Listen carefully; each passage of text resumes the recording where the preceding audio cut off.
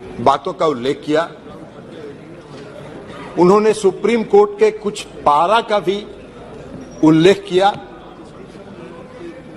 लेकिन शायद उन्होंने इस बात का उल्लेख नहीं किया कि इस देश में संविधान के प्रावधानों की व्याख्या करने का अधिकार इस देश के सर्वोच्च न्यायालय को है, और सर्वोच्च न्यायालय के संविधान पीठ ने 11 मई के अपने फैसले में इसकी विस्तृत व्याख्या की।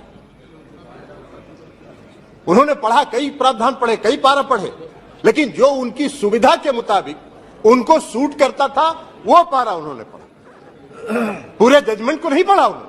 पूरे जजमेंट में विस्तृत तौर पर सर्वोच्च न्यायालय ने इसके दिल्ली के क्षेत्राधिकार के मामले में व्याख्या की है, संविधान की व्याख्या की है, कानून की व्याख्या की है, लेकिन आपको बैकडोर से शासन करना था। 11 मई को जजमेंट आता है, 19 मई को सुप्रीम कोर्ट बंद होने वाला है, 19 मई को आप अध्यादेश लाते हैं और उसके पहले आप सुप्रीम कोर्ट में रिव्यू पिटीशन फाइल करते हैं। ये लोकतंत्र है क्या? इसी को लोकतंत्र कहते हैं।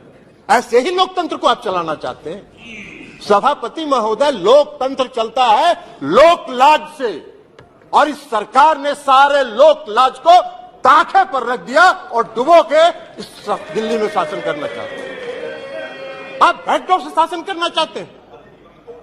अभी माननीय गृह मंत्री जी ने बिल को पेश करते हुए कहा कि दिल्ली की सरकार 2015 में ऐसी बन गई कि जो भ्रष्टाचार के मामले में जिसका काम ही नहीं है सेवा करना।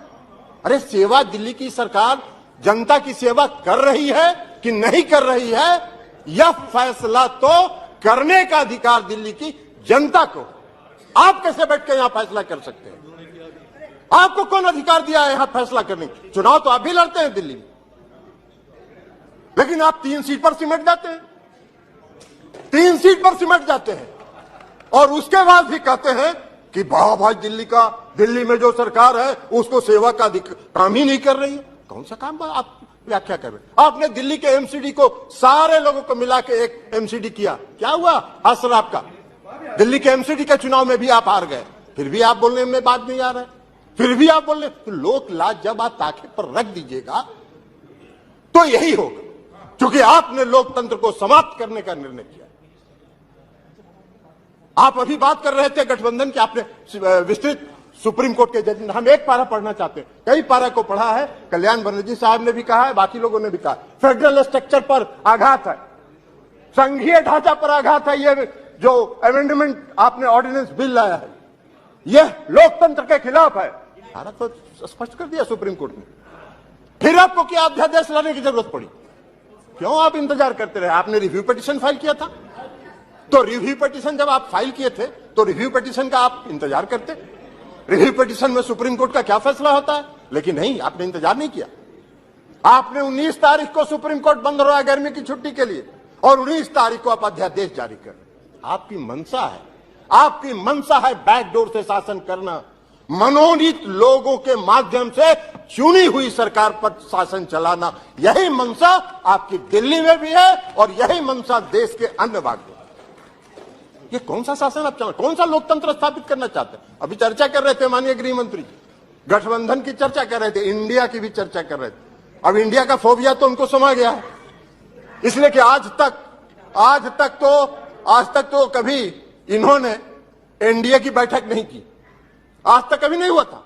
लेकिन जिस दिन इंडिया की बैठक मंगलोर में हो रही थी उसी दिन इन्होंने एनडीए का बैठक किया। अरे भाई, आपको तो उस फोबिया से आप ग्रस्त हैं, आप उस फोबिया से ग्रस्त हो गए हैं और आपकी विदाई होने वाली है, तो इसलिए भ्रष्टाचार की बात कर रहे हैं।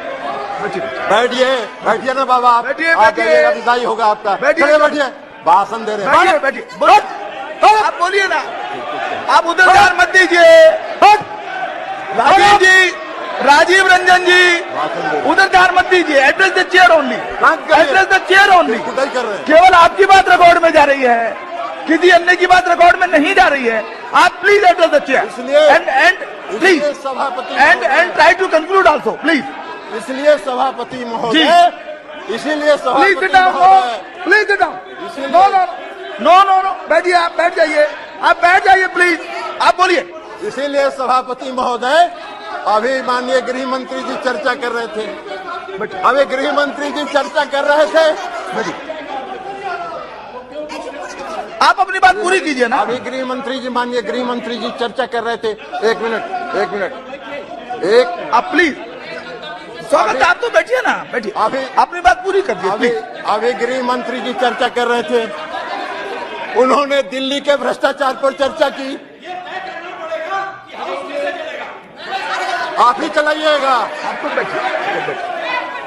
जी जी जी, हाँ, आप अपनी बात पूरी कीजिए प्लीज। इसलिए आप अपनी बात पूरी कीजिए, अपनी बात पूरी कीजिए। सभापति महोदय, अभी सभापति महोदय माननीय गृह मंत्री जी चर्चा कर रहे थे, पेश करते हुए उन्होंने कहा कि दिल्ली में बहुत भ्रष्टाचार हो गया है, भारी भ्रष्टाचारियों का जमा हो गया है। महाराष्ट्र के बारे में उन्होंने चर्चा नहीं की। 4 दिन पहले प्रधानमंत्री ने कहा 70,000 करोड़ का घोटाला हुआ और सबको वॉशिंग मशीन में डाल के बाहर निकाल दिया। अरे वाह भाई वाह, भ्रष्टाचार की परिभाषा कर रहे हैं और देश देख रहा है।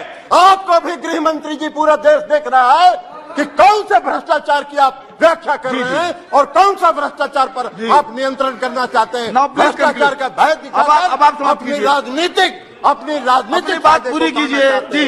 इसलिए चिंता मत करिए, धन्यवाद। जनता देख रही है आपको भी। 2024 में आपका भी फैसला जनता कर देगी। और इसी के साथ अरे कैसे खत्म हुआ? आपने अभी तो कर दिया भाई। नहीं हो गया ना पूरा, नहीं कंक्लूड करने कीजिए तो इसलिए पूरा कीजिए। इसलिए सभापति महोदय, मैं ये कहना चाहता हूं कि जो यह बिल अरे बैठिए, पीछे बैठ जाइए। यह बिल जो आया है, यह बिल लोकतंत्र का विरोधी है। लोकतंत्र को समाप्त, वैसे इनकी मंशा है, इस सरकार की मंशा है लोकतंत्र के सारी संस्थाओं। आपने कह दी अपनी बात, आपने सारी बात कह दी है। संस्थाओं को ध्वस्त करना इनकी मंशा Thank you. है, ये कर रहे हैं, लेकिन यह लोकतंत्र विरोधी है, संघीय ढांचा के खिलाफ है। मिश्रा जी, हमारी